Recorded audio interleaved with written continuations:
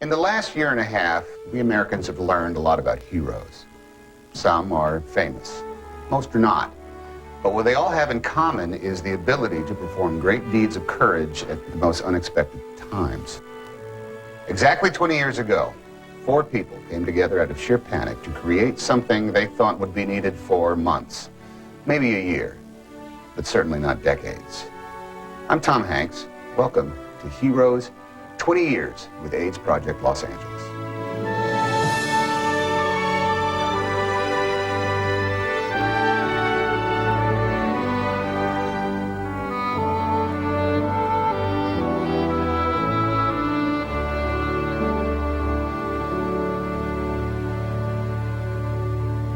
Over the past 2 decades, AIDS has permeated our consciousness. It has altered so much for so many. But for those 20 years, there has been a beacon of light here in the Southland for those at risk, APLA. In 1982, when we founded APLA, no one did know anything. And there was a panic which started slowly, but zoomed very, very quickly as more and more people started to be ill, and as more and more folks around those people who were ill were scared and were taking steps back. So there became a huge public panic. This disease was mushrooming so that every day there were more and more cases, and the people were sick, really sick. And most of them died within a matter of a few months.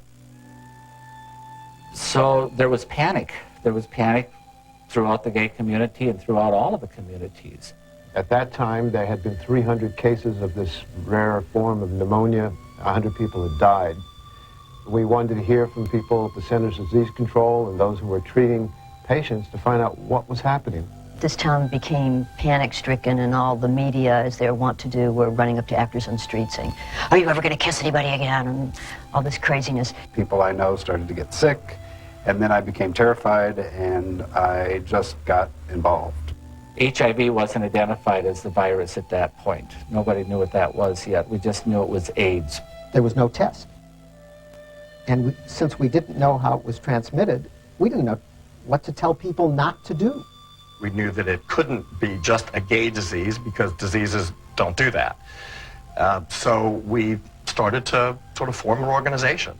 AIDS Project Los Angeles, like so many organizations, started in the kitchen by a couple of people who, as far as they knew, were not infected, but saw there was a problem and had to do something about it. And they did something about it. Nancy's job, and the only job she ever wanted, was to take care of people who were sick. And before we had an office, that happened at her home. Or a little bit later, when people were literally dying, she was at bedsides. It was just all about love for Nancy, taking care of people and making sure that they had the support that they needed and some place to go. People wanted information. They wanted to know why this was happening, and we simply didn't have the information. We could only tell them what the symptoms were, what kinds of things were happening. And we knew that we had to come forward and do what we could to get people not only medical services and into the right hands, but oftentimes food, a place to stay. We also had to develop informational materials. So we started writing brochures. We wrote an original brochure, the very first brochure that was ever written on AIDS, and we took it to Dr. Michael Gottlieb to edit it. We distributed it to all of the medical societies throughout the United States, and it became the first piece of AIDS literature ever. A matter of a few months later, we translated that to Spanish. Hollywood's response was, of course, first complete terror, not knowing what it was. And then once they realized that the people who they worked with every day were dying, getting sick and leaving, they began rallying. I was very concerned that there not be a backlash against our gay community and that it be treated as a disease and not a social issue. People wouldn't come into our office to interview us. News media would have to meet us outside. Postmen wouldn't deliver mail. I know at that time, a lot of my PR people, my agents, everybody was saying, "Don't touch this, it's too controversial, go do something where you can hug kids," and people love that, and saying, yeah, but they can get any celebrity to go hug kids. This one, I felt it needed me, that there was something I could bring to the table that perhaps other people, especially at that time, couldn't. We thought that we were just going to be a group of volunteers to try to help out on a hotline and provide information. If people were scared and didn't know what was happening and their doctor didn't know what was happening, they'd have a place to call where we could give them some support. We get a lot of calls from people that have recently been diagnosed with ARC or AIDS, or they've lost their home, they've been thrown out of their home, they've been abandoned by their family and friends. In order to pay for the telephones and to pay the rent for the building that we were in and pay for the materials, we had to do fundraising. So Max Drew headed up that part of it. Basically begging for money is where we started. And in the beginning, nobody would fund this disease. I mean, it was not a disease you could call up a corporation or even get money from private individuals. It was very, very difficult. There was so much stigma associated with it. Nobody would even talk to us. This is something the government should have been doing. Thank goodness that since the government wasn't doing all it needed to do, we had groups like AIDS Project LA to pick up the slack. We were the only ones that at that time had lists of, for example, physicians that would work with people with AIDS, dentists that would work with people. We even had to find lists of funeral directors.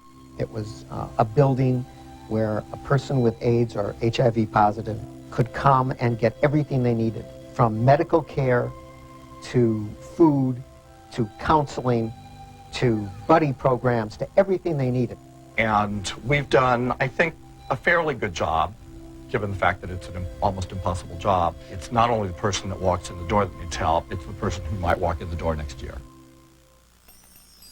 For years, the Hollywood community has responded to cries for help, from war bonds in the World Wars to September 11th. 20 years ago, when AIDS Project Los Angeles was looking for light in the darkness, people behind the scenes and in front of the cameras rallied. Here's Jeffrey Katzenberg. Who among us doesn't have friends and family and colleagues, that had been hit hard and early? There were so many people who had so many friends who were dying, and so it couldn't be denied. I mean, the early people, the people that got involved in the very beginning, of the people that first supported APLA were people like Joan Rivers, Bette Midler, Morgan Fairchild. Those were three names that were always there. And obviously Elizabeth Taylor, clearly because they were personally affected. We had Rock Hudson, Magic Johnson, Elizabeth Glaser, and others who put a human face to the AIDS epidemic. Certainly among, I think, the hardest and most tragic for me was Howard Ashman, extraordinary talent, and a partner for me. There's probably no one I learned more from about how to make an animated movie. And with that just became great friends. And to live through the loss of Howard was just as terrible as anything that's happened to me. I think of someone like Elizabeth Taylor, who could get to President Reagan and explain to him how this was an issue he had to confront. I got involved with APLA because people that meant so much to me, I cared so much about, were taken from me by AIDS. And APLA and all of the wonderful things that I think the organization has had as its ambition and its goals, and ultimately I think much of which it's achieved, made me feel like I could help, that I could make some difference in the quality of life for those who had to wake up every day and face death. Here in LA, 1 in 5 gay men under the age of 25 is HIV positive. That's 20%. That's a whole new generation. Protect yourself, get tested, and stay healthy. Heroes, the first AIDS fundraiser, was held in Los Angeles. It was a Christmas party and raised $7,000.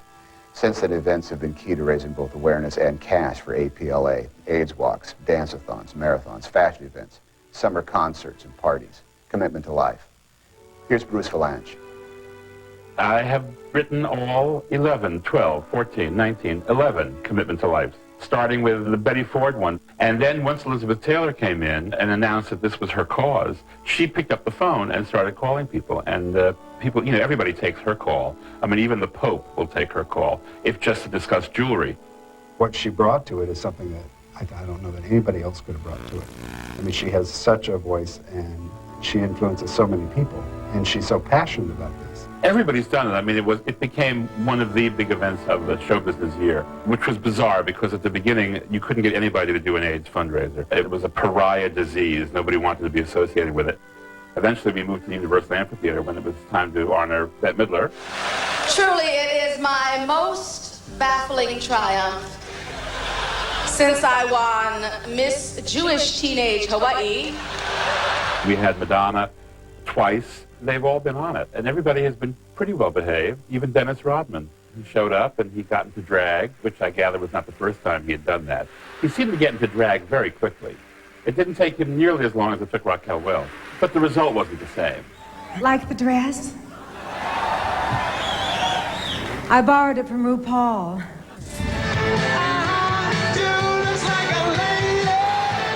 They think I'm Carol Channing. Hello, everybody. Good evening. I'm afraid I'm here under false pretenses. I came because they told me I could debate gun control with Tom Selleck. Actually, I am here to welcome you to Commitment to Life 11 for people who are in the grip of the struggle with AIDS. Let's talk about sex. Yo, let's talk about AIDS. To the uninformed, you think you can't get it? Well, you're dead wrong. Doctor's pills give you brand new wills, and the pills bury you like an avalanche. It's like the sun going down on me. I can't find the right romantic line.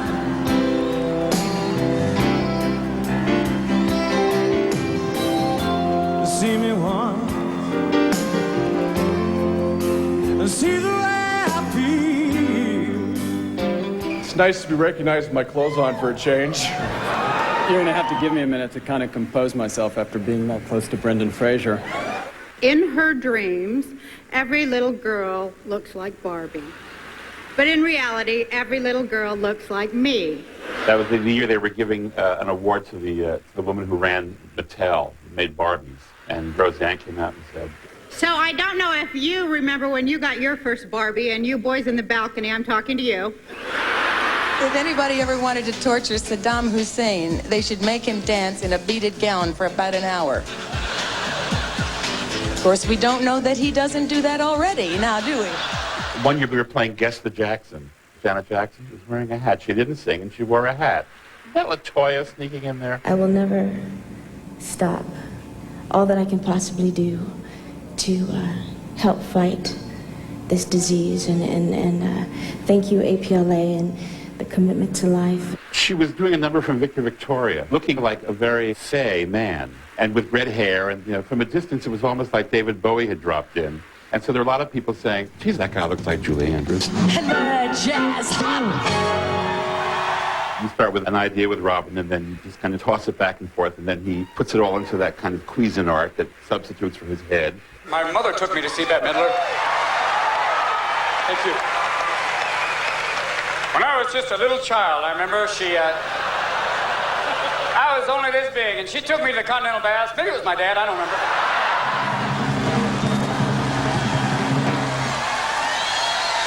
I feel pretty, oh so pretty. I feel witty and pretty and broad. On the boats and on the planes, be coming to America, never looking back again. Be coming to America.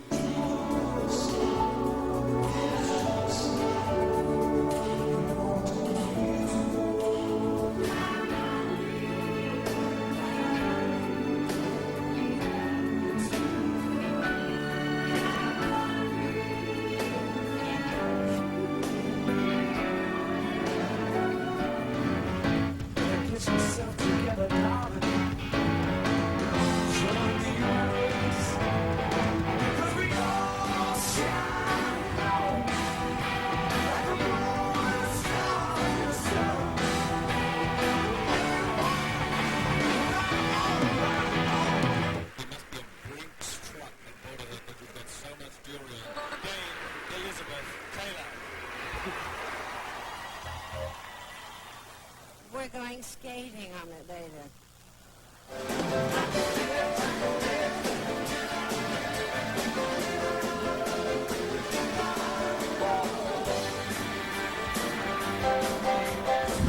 When you look at the response from the industry that's show business as opposed to the response from the industry that is widget making, I think you see that it's a large and appropriate response. In a world of ethnic cleansing, hate crimes, children killing children, can we really expect compassion from the masses toward people in trouble, people at risk, faceless folks who struggle with physical indignities and try and comprehend what is finally incomprehensible?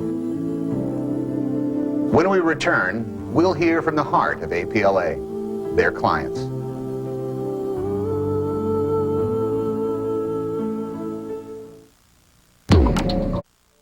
Over the past 20 years, AIDS Project Los Angeles has provided direct services to thousands of men, women, and children living with HIV and AIDS.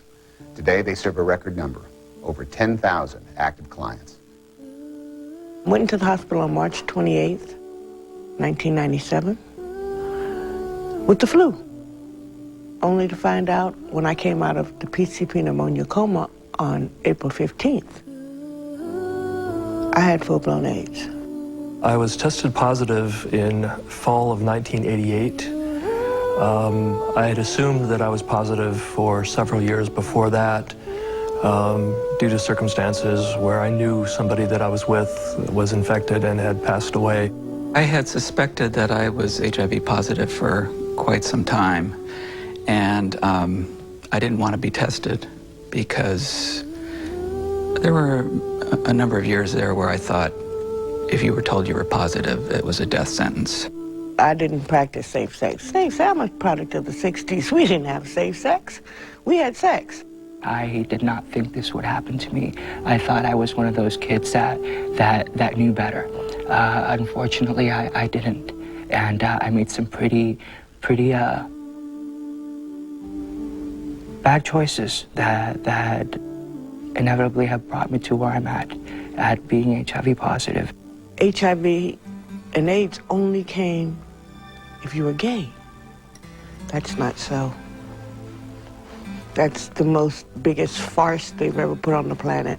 We figured I'd been infected for 10, 11 years. 10, 11 years. I'd been married for 6. I have 3 children, 6 grandchildren. HIV? Unheard of. But I was ignorant. It can happen to anyone. I was down to 100 pounds, and I had 4 days where they really didn't think I was going to make it. Became homeless? Yeah, me and my son used to walk the streets. We did that for about 3 months. And I walked into APLA one day, and they boosted me back up, because I had never been without. I'd never been, but I felt like my life was over. I couldn't eat, I couldn't swallow, I couldn't talk. I couldn't dial telephones. I couldn't remember even how to get to the most rudimentary places. You can't get it by touching me or hugging me. I have 3 adult children. I had so much pressure from family and friends and every other person I met who said, you must go on the cocktail, you must go on the cocktail. So eventually I decided I'd go on it. I've used up all of the available drugs. I'm on my last cocktail possible after having even gone off drugs for 9 months because there was nothing that I could take at the time. I should have known more. I should have known better, and I should have been taking care of myself, and I didn't. You can't take it back, unfortunately. It's not a thing you can say, oh, I wish I'd done this, or I wish I'd done that, or not done this or that.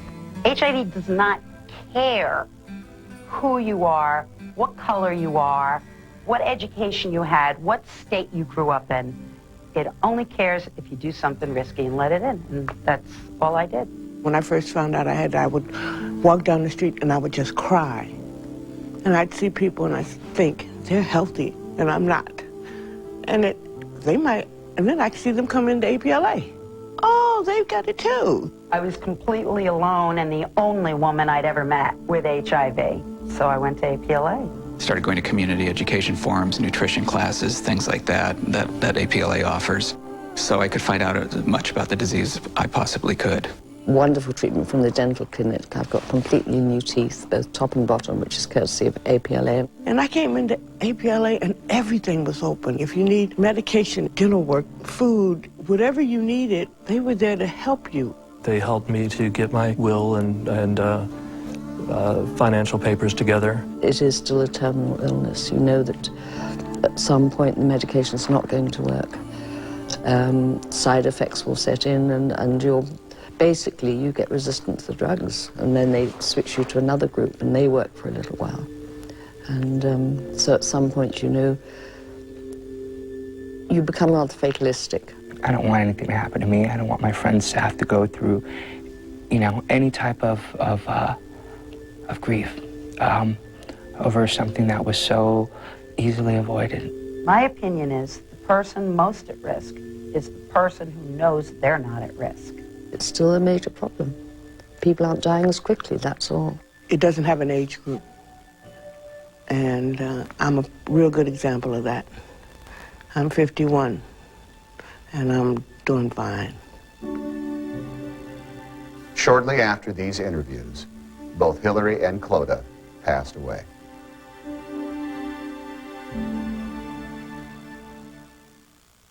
For AIDS Project Los Angeles, and in fact for all AIDS service organizations, the past 20 years politically have been like a giant chess game. Here's Congressman Henry Waxman. In the course of trying to figure out what to do about the AIDS epidemic, because we soon found out it was an epidemic, we had to deal with a public that was either complacent because they weren't interested in the subject or frightened. And the atmosphere in Washington was one of an administration under President Reagan where the health people would tell us privately that they knew this was a serious problem, but the official position of the administration was that they didn't want to deal with it. President Reagan wouldn't even pronounce the word AIDS. There were so many people out there that were labeling HIV, one, a gay disease. Two, of course, we had so many people saying if this kind of sex was not engaged in, there wouldn't be this disease, and people were getting what they deserved. We had real enemies. Dornan, there's a piece of work. It was so controversial that it was difficult to get them to agree to fund AIDS research. The President of the United States threatened to veto a bill funding the Department of Health and Human Services because it had too much money for AIDS research in the early 1980s.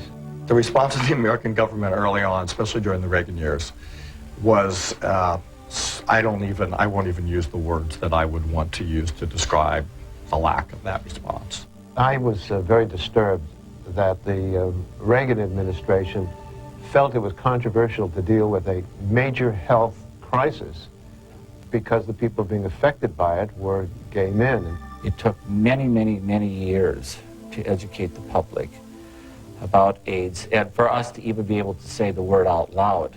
Ronald Reagan didn't use the word. People were dying all around him, he wouldn't use the word. And many of his friends were gay. They didn't want to talk about it because they thought this would be a gay rights issue. Was this a health care issue? Was this a civil rights issue? And there were plenty of arguments within our own community. It was one of the few times historically that the gay community has come together, the different ethnicities, classes, collectively to raise the volume of what was needed because of how it was affecting our community. I think 1 million people are the message today. That's what's really significant here. We're saying that we're here, we're your brothers, we're your sisters, we're your children, and this is what America's all about, an incredible diverse movement of people. There were people who wanted to lock up people with AIDS. There were people who wanted to have name reporting and use those names publicly. There were people who fought any attempt to get an anti-discrimination bill through, and there were people being fired because they were HIV positive. There were people that I felt were not looking to the best interests of our country, that needed to demonize some people to make themselves feel better. People were fired from their jobs. Their health insurance, if they had any, was canceled immediately. And I don't know anybody who's been thrown out of their apartment because they had breast cancer. But I can give you a list of 24 people who were thrown out of their apartments because they had AIDS.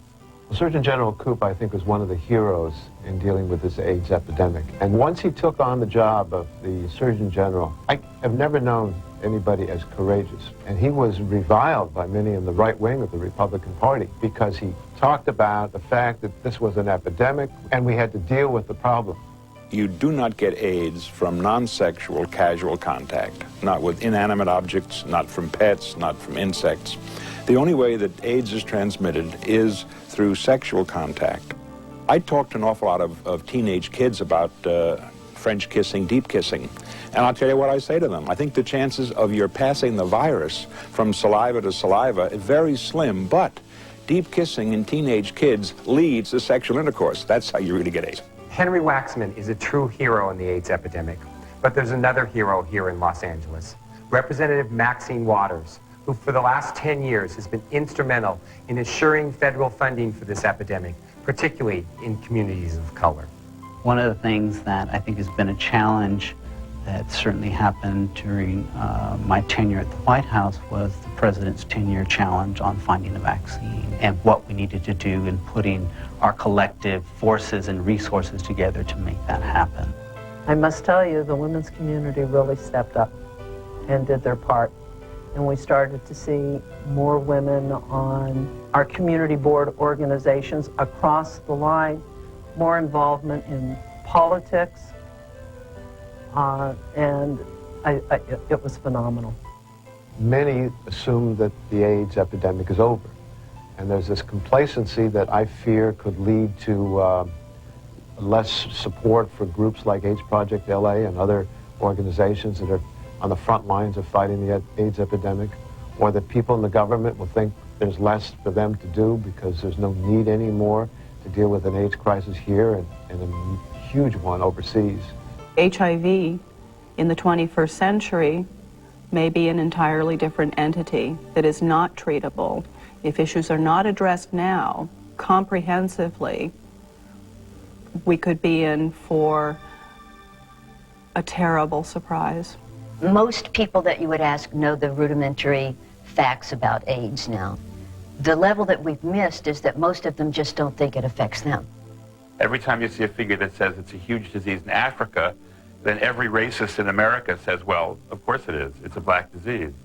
It's a sexually transmitted disease, and it's difficult to tell people, especially in the right wing, that a virus doesn't know what sex you are, that a virus just goes from one body to another. The only way we are going to solve the AIDS crisis or cure the AIDS disease or put it into some form of remission is with incredibly extensive research that only the federal government can provide. I have been so grateful over the years to see the way APLA has worked in the midst of the crisis and been able to expand and roll with the times as the crisis changed. As AIDS has changed over the course of the last 20 years, so has APLA. We're always changing in response to the epidemic to help our clients. So long as AIDS is around, APLA will be around. Your government appropriated for AIDS research, care, and prevention $6,384,000,000. That's a lot of money. Over the last 20 years, it's gone from, we don't want to know you, we don't want to know about this, to we're a part of you and you're a part of us. And it didn't matter whether it was a Democratic-controlled Congress or a Republican-controlled Congress. We had a disease out there, and for all the bigotry, people still came together and said, we got to cure this thing. It's obvious that the efforts in Washington are just as important now, if not more so, than they've always been. Or I'm afraid it's going to drop off the radar, and we've got to keep it front and center. Jaded, donor fatigue, disease of the moment, red ribbons, pink ribbons, blue ribbons, so totally burned out at being mad. Just because we hope and wish and think and pray for something to be gone doesn't mean it really disappears.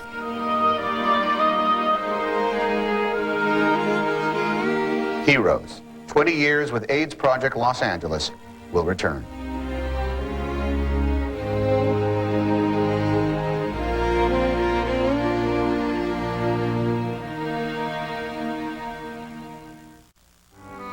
Welcome back to Heroes, 20 Years with AIDS Project Los Angeles. I'm Pat Harvey from KCAL 9. And I'm Ken Shocknick from CBS 2. We've already heard from Jeffrey Katzenberg, Bruce Valanche, and others about how early on Hollywood responded to the AIDS crisis. That support has not only come from individuals, but from the studios themselves. Over the last 20 years, without the entertainment industry, especially in Los Angeles, our agency would never have become anything like what it's become. That could not have ever happened probably in any other part of the United States. Thank God it's a liberal group, and we weren't shunned by that industry as we were by so many other industries. 9 years ago, Jonathan Demme saw to it that his movie, Philadelphia, starring Tom Hanks, had its world premiere as a benefit for AIDS Project Los Angeles. And until September 11th, for 16 years, Paramount Pictures played host to APLA's AIDS Walk. I forget how many people showed up, but it was far more than any of us had ever predicted. And it became an annual thing. It was the start of the AIDS Walk. It was the first AIDS Walk. And it was such a phenomenal success. And we made so much money. Because it's so large, and because it involves so many people, and because it gets so much publicity, it reminds people of the disease. It educates people about the disease. It gives us a chance to talk to people. 70% of our funding comes from private sources. I think that tells you it's pretty darn important. The sustaining funds for the organization have come from smaller gifts. Interestingly, a majority of those gifts have been from women, and the range is generally around $100. Dance-a-thons, fashion shows. You can go on and on and on and on. It never stopped. Lots and lots of other things, almost all of which were put on by volunteers. Volunteers spent countless hours putting this together, and every year there was more events, had to be. And every year there were more solicitations, and every year we were begging more people. And it had to, because the number of people who were contracting this disease was rising and rising and rising. And with each new discovery, they were living longer, and they needed help. No studio has been more supportive than Universal. Back in the days of Lou Wasserman, Universal Studios was host to an event targeted at youth, Dance-a-thon. Summer parties on the back lot for 5,000, and the legendary Commitment to Life. David Geffen understood what we all were going to be responsible for as a community in terms of taking care of our own, and so David, with extraordinary leadership and zero fanfare, you know, came forward early, strong, loud. I did not know Barry Diller and David Geffen, but I knew they had money, and I knew they had been generous in other things. And we sat down to dinner. After they peppered me with questions, and after they got the answers, not before, they started writing checks. Barry Diller took a tour of APLA, and he was more than impressed, and he turned to the leader of the food bank. He says, "What do you need?" And she said, "We need a van." 2 days later, the van arrived. It was quite impressive. He stuck with us, and so did David Geffen. They stuck with us through years and years and years, through crisis after crisis, and I knew where to turn. Here's Universal's former president and chief operating officer, Sid Sheinberg. I think we have always been at the forefront of what I would characterize as gay rights issues. And although clearly AIDS has proven not to be a disease limited to gay people, that's certainly the way the world began to first learn of it. Hollywood often responds better than most people think they will. Most people in Hollywood are good people. I think Hollywood identified with it more than other communities where fewer gay people were actually out. When APLA, in support of APLA, came up, I mean, it really was no issue. It was certainly something we would want to get behind, and we did get behind it. This is my 10th year for AIDS Walk. I walk anyway. That's my exercise. So I thought I'm going to start sending out a few faxes to see if I can generate some sponsors. And I was amazed to see the people who responded. And I have a huge number of people who call me in July if they haven't received my faxes. Are you walking? Where's your fax? Because of our industry, maybe we are more in the forefront, and even though it's 20 years and there are other causes that need our time, our energy, and our money, this disease is still killing people, and we have to keep walking and raising money. One thing that I showed Cynthia very, very early on is not taking no for an answer. You know, she's very passionate about APLA and AIDS Walk, and really, you know, has accepted the challenge every year of showing leadership. And unfortunately, for those who call my office, there's a toll. And that toll is APLA, and I'm all for it. At this year's AIDS Walk, Cynthia Park raised over $65,000 for APLA, bringing her remarkable lifetime AIDS Walk total to over $515,000. You think what you don't know can't hurt you? 40,000 Americans are infected every year, and 2 people between the ages of 13 and 21 are infected every hour of every day. What you don't know can hurt you. Knowledge is power. Protect yourself.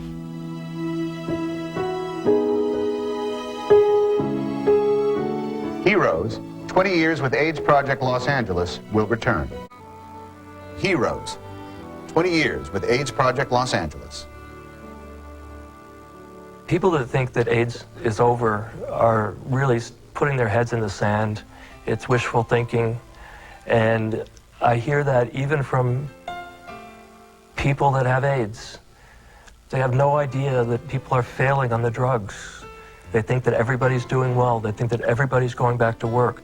They think that nobody's getting infected. Because of some of the progress, some of the younger generation are now not taking it seriously again. And this is a disease you have to take very seriously. After an exposure to HIV, it can be 10 years, it can be a long period of time.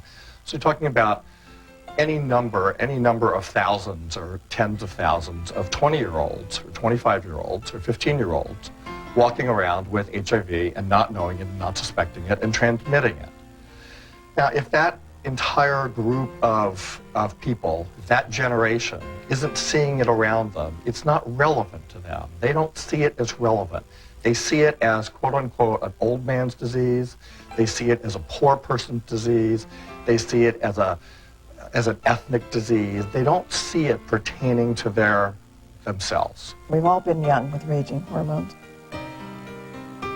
But they need to get the word that it's still there. They need to know that there isn't a cure, that the medicines will help them live for a while, but that their life will change.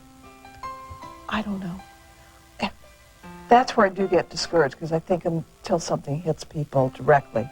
It's almost a certainty that someone you know is living with HIV or AIDS.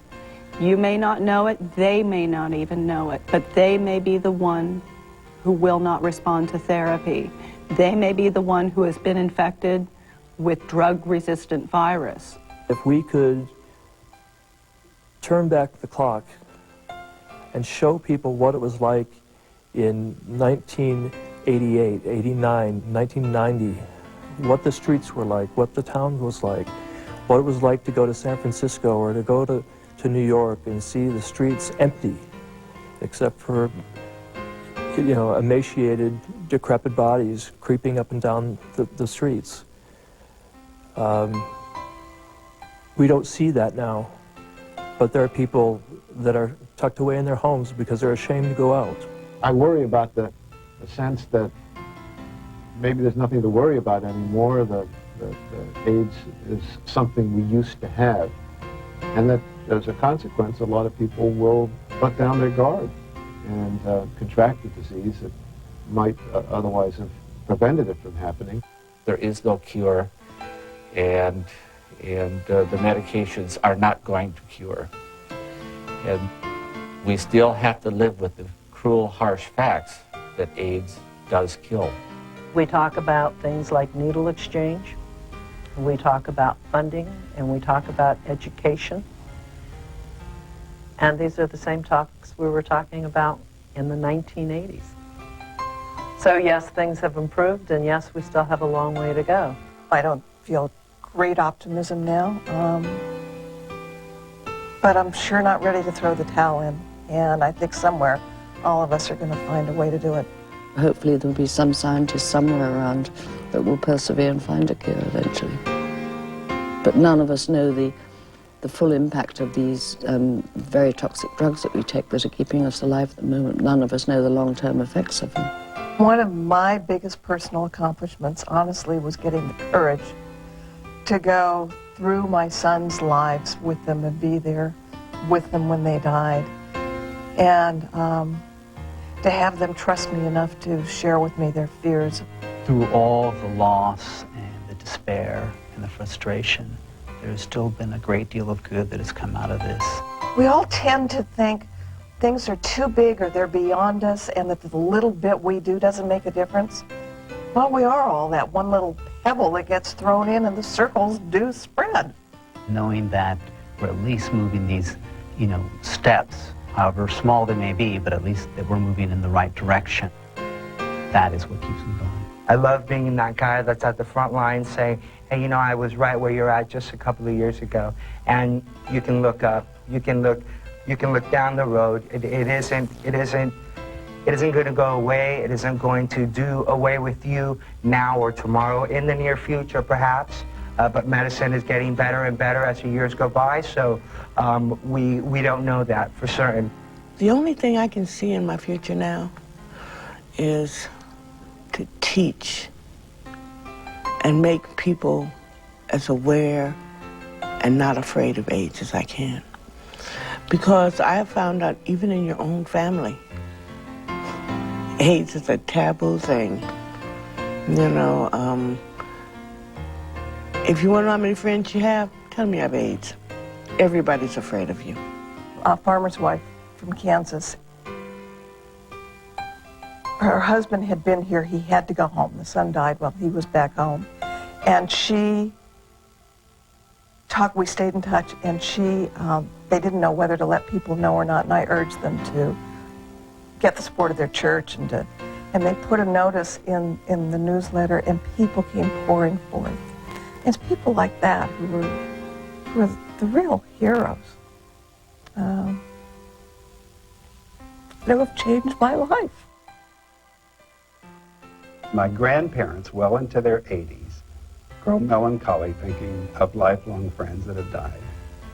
At 34, I know how they feel. And that says it all. That says it all.